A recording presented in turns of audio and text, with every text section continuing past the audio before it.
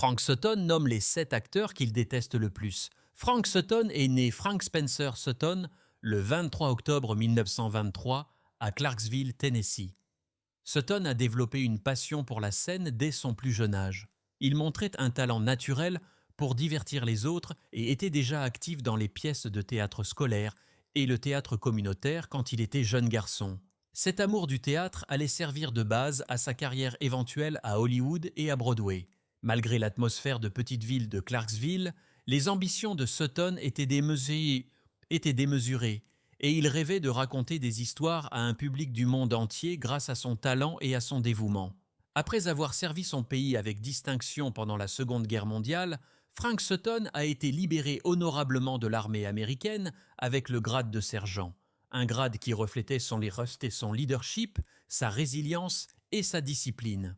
Son passage dans l'armée lui a non seulement inculqué un sens aigu du devoir, mais lui a également fourni des expériences sur lesquelles il s'est appuyé plus tard dans sa carrière d'acteur, en particulier lorsqu'il incarnait des figures et d'autorité sévères. Son service militaire étant derrière lui, Sutton a décidé de suivre sa passion pour la scène. Il a commencé par jouer au théâtre, s'immergeant dans le monde du théâtre où il pouvait perfectionner son art devant un public en direct. Ce travail de scène précoce lui a donné une expérience inestimable, lui enseignant les principes fondamentaux du timing, du développement des personnages et de la présence, des compétences qui allaient devenir le fondement de son succès ultérieur à la télévision et au cinéma. Déterminé à renforcer ses capacités artistiques, Sutton s'est inscrit à la prestigieuse School of General Studies de l'Université Columbia à New York.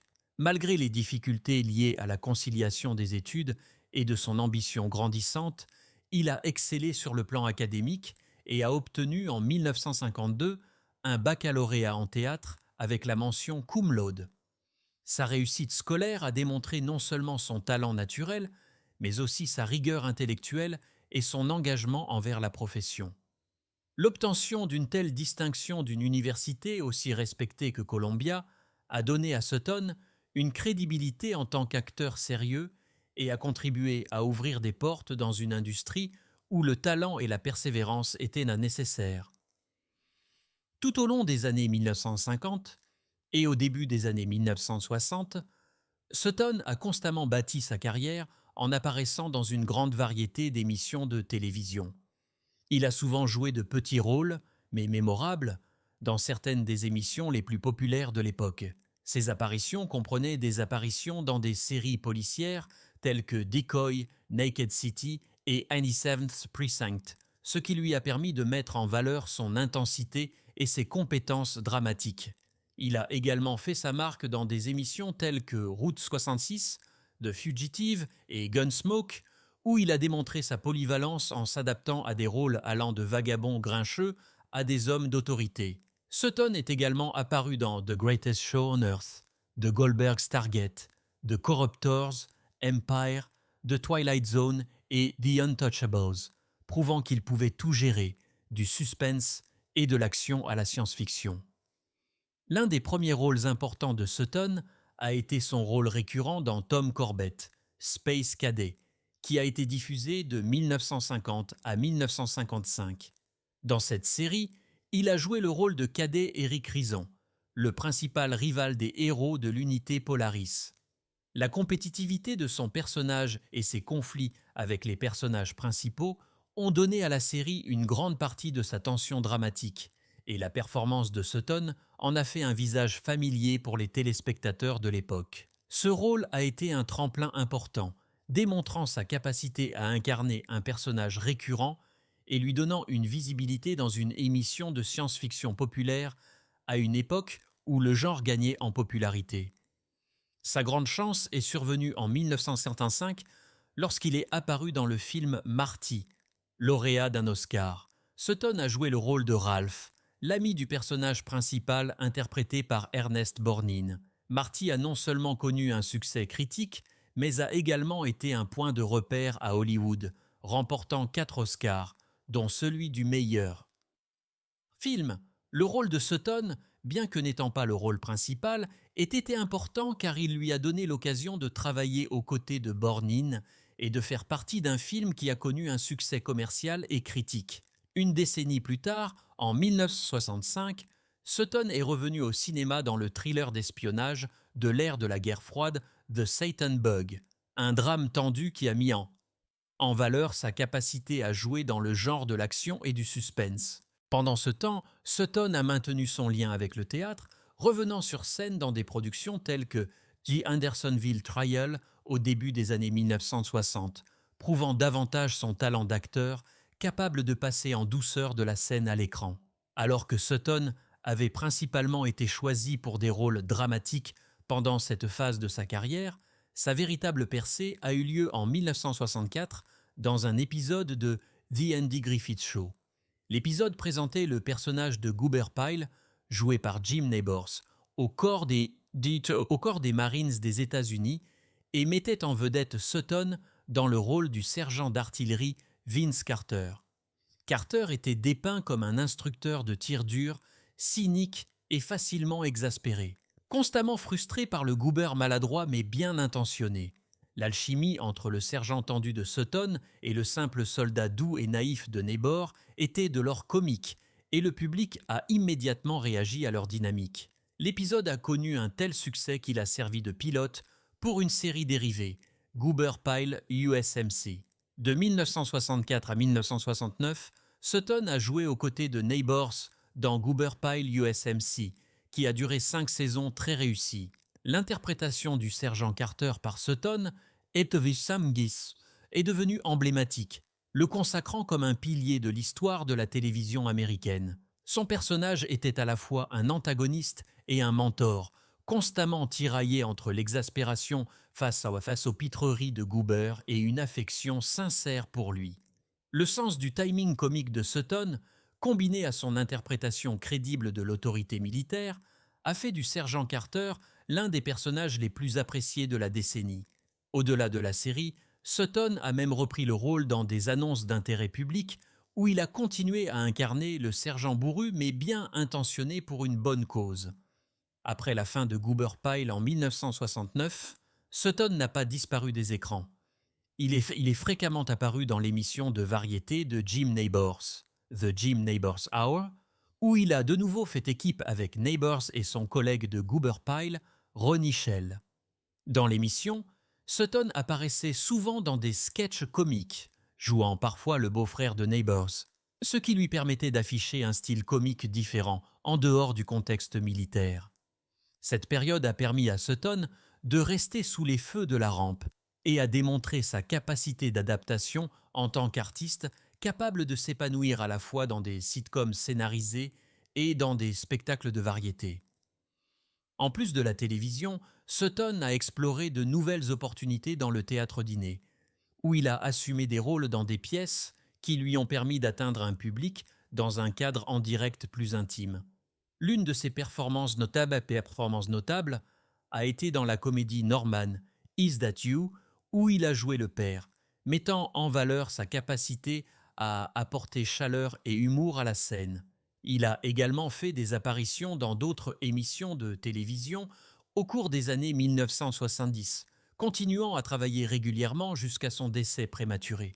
À travers tous ses rôles, Frank Sutton a démontré qu'il n'était pas seulement un acteur talentueux, mais aussi un artiste polyvalent qui pouvait inspirer à la fois le rire et le respect.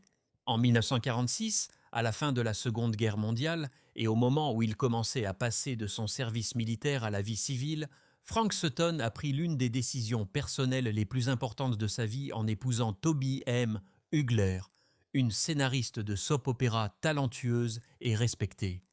Cette union a marqué le début d'un nouveau chapitre pour Sutton, non seulement en termes de vie de famille, mais aussi en ce sens qu'elle l'a aidé à s'ancrer pendant ses premières difficultés dans l'industrie du divertissement. Toby était une femme accomplie à part entière. À une époque où les femmes écrivains se battaient encore pour s'imposer à la télévision et à la radio, elle s'est forgée une réputation de voix pointue et créative dans le domaine des séries dramatiques. Sa stabilité professionnelle et son talent littéraire ont donné à Sutton une partenaire qui comprenait les hauts et les bas d'une carrière créative, et son soutien est devenu une force stabilisatrice alors qu'il poursuivait ses ambitions sur scène et à l'écran. Ensemble, Frank et Toby ont construit une vie de famille qui équilibrait l'imprévisibilité du monde du spectacle avec les valeurs durables de l'amour, de la loyauté et de l'engagement. Leur mariage, qui a commencé peu après la fin de la guerre, a perduré à travers les nombreux changements des années 1950, 1960 et au-delà. Contrairement à de nombreuses unions hollywoodiennes qui ont été en proie à des scandales ou interrompues par les pressions de la célébrité, la leur a souvent été saluée par les amis et les collègues comme une force tranquille. Ils ont élevé leurs 2 enfants avec un sentiment de normalité malgré la notoriété croissante de Sutton en tant qu'acteur de personnage. Leur premier enfant, Joe Sutton, a fait sa marque en tant que dramaturge, prouvant que le fil artistique était fort dans la famille Sutton. Les œuvres héros de Joe dans le domaine du théâtre et de la littérature reflétaient l'environnement intellectuel et créatif dans lequel il avait été élevé, un foyer où la narration, la performance et le dialogue créatif faisaient partie de la vie quotidienne. Ces réalisations ont rempli Frank et Toby d'une immense fierté en voyant leur fils prolonger l'héritage artistique de la famille à sa manière. Leur fille, Amanda Sutton, bien que plus discrète et moins exposée au public que son frère, représentait également la poursuite du dévouement de la famille à nourrir des valeurs fortes et des relations étroites. Bien qu'Amanda n'ait pas poursuivi une carrière dans les arts sur la même scène publique que son père et son frère, elle était profondément chérie par ses parents et jouait un rôle central dans le maintien de la chaleur du foyer Sutton. Au fil des ans, le mariage de Frank Sutton avec Toby lui a fourni la base émotionnelle dont il avait besoin pour mener une carrière exigeante. En tant qu'acteur, en particulier un acteur qui jouait souvent des personnages militaires bruyants, bourrus et comiques, Sutton s'appuyait sur la stabilité de son foyer pour équilibrer la perception publique de son personnage à l'écran. La compréhension du personnage, du dialogue et de l'histoire qu'avait Toby en tant qu'écrivaine a probablement influencé l'approche de Sutton dans son propre métier, lui donnant une appréciation du mot écrit et de l'importance de la nuance dans la performance. Leur lien, forgé au lendemain de la guerre et pendant une période de formidable croissance personnelle et professionnelle, est resté une pierre angulaire de la vie de Sutton jusqu'à son décès. Frank Sutton, l'acteur à la voix rauque surtout connu pour son rôle retentissant de sergent Vince Carter dans Goober Pyle USMC, n'a jamais été un homme à mâcher ses mots. Connu pour son tempérament fougueux et son honnêteté brutale, Sutton parlait souvent avec candeur de la machine hollywoodienne, des personnalités avec lesquelles il s'était heurté et des acteurs qu'il trouvait insupportables. Dans une conversation particulièrement franche, Sutton est allé jusqu'à nommer 7 acteurs qu'il avouait détester le plus, chacun pour des raisons qui révélaient non seulement ses propres valeurs en tant qu'artiste, mais aussi les rivalités et les égos qui bouillonnaient sous la surface du Hollywood du milieu du siècle. « Je n'ai jamais été du genre à retenir ma langue », a dit un jour Sutton, « et si un homme me frotte dans le mauvais sens, je vous le ferai savoir. » Ce qui a suivi était une liste qui a stupéfié ses pairs, livrée avec l'esprit mordant et l'énergie de sergent-instructeur qui ont rendu Sutton inoubliable.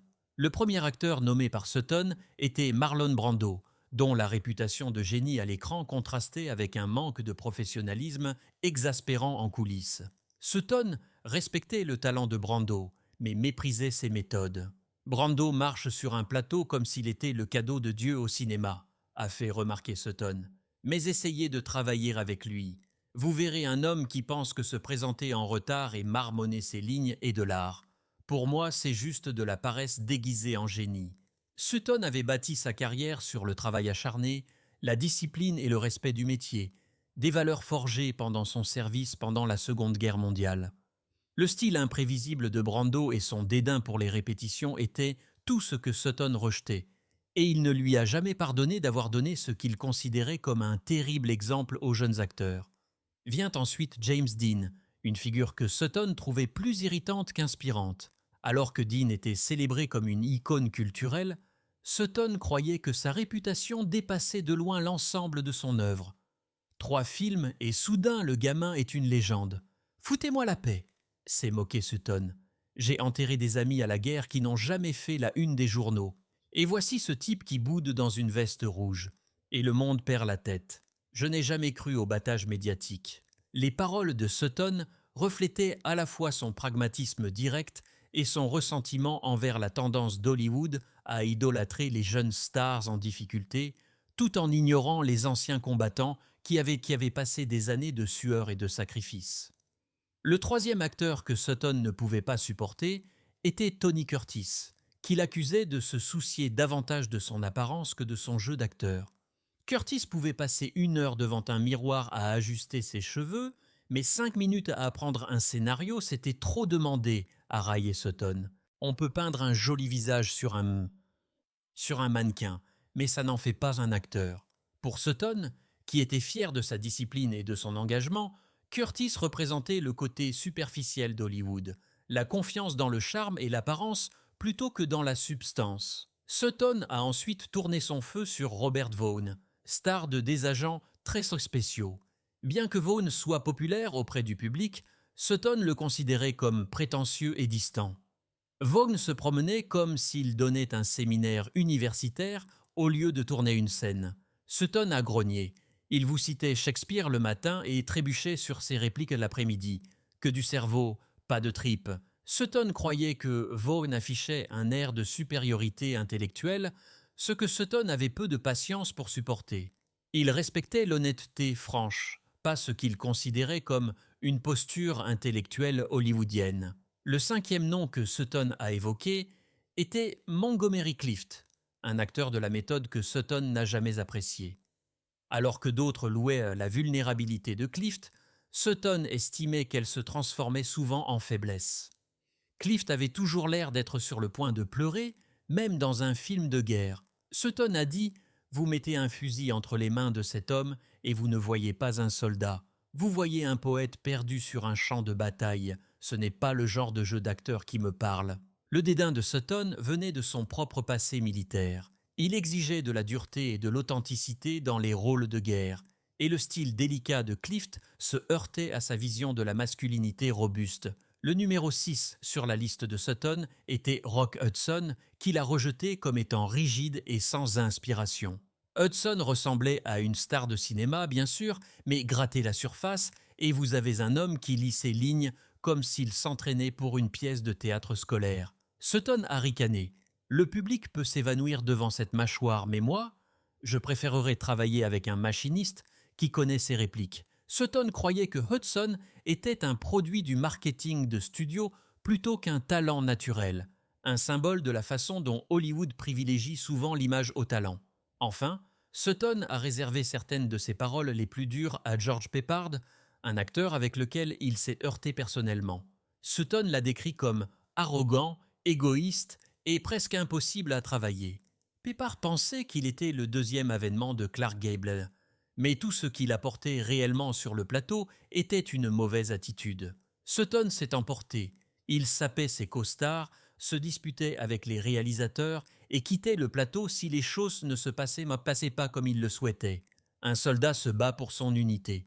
Peppard s'est battu pour son ego. Pour Sutton, qui appréciait la camaraderie et le travail d'équipe, Peppard représentait tout ce qu'il y avait de toxique dans le végétariat hollywoodien. À la fin de sa tirade, Sutton a clairement indiqué que sa haine n'était pas seulement une question d'antipathie personnelle, il s'agissait d'une question de principe. Il méprisait l'arrogance, la paresse, la vanité et l'importance personnelle. Je viens du théâtre, du service militaire, d'un endroit où l'on gagne le respect par le travail acharné, a déclaré Sutton. Si vous pensez que le monde vous doit la célébrité, alors vous êtes déjà pourri à l'intérieur. Ces mots ont brossé un tableau saisissant d'un homme unwilling à transiger sur ses valeurs. Même dans une industrie construite sur le compromis, que l'on soit d'accord ou non avec ses jugements, l'honnêteté de Frank Sutton était aussi effrontée, impénitente et mémorable que l'homme lui-même. Le 28 juin 1974, alors qu'il se préparait pour une représentation dans la pièce de théâtre comique Love au Beverly Barn Dinner Playhouse à Shreveport, en Louisiane, Sutton est décédé d'une crise cardiaque. Il est enterré au cimetière Greenwood dans sa ville natale de Clarksville, Tennessee.